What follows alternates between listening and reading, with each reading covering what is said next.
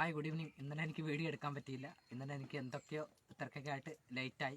ഇന്ന് രാത്രിയും വിടാൻ പറ്റിയില്ല വീഡിയോ. അപ്പം ഇന്ന് ഞാൻ കറി വെക്കുന്നൊരു സാധനം ഇത് തൊമരയാണ്.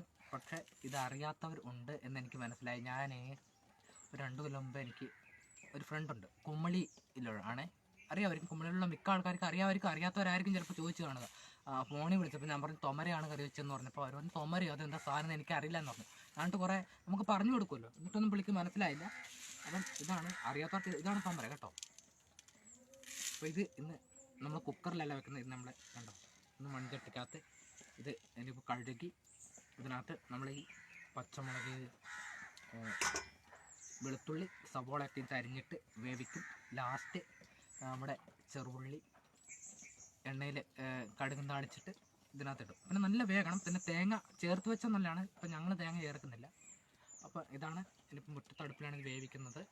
അപ്പോൾ ഇന്നലെ മാത്രം വീഡിയോ വന്നില്ല, അപ്പം തിരക്കിയായിരുന്നു എല്ലാവരും.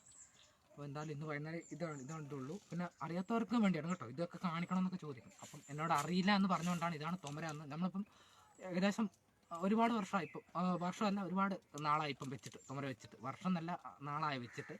അപ്പം ഇതാണ്. അപ്പം അറിയാത്ത അവർക്ക് വേണ്ടി ഒന്ന് ജസ്റ്റ് കാണിച്ചാണ് കേട്ടോ എടുത്തപ്പം. ചിലപ്പോൾ ഇത് കഴുകി നമ്മുടെ മുറ്റത്തെ അടുപ്പിൽ വേവിക്കണം. ബൈ.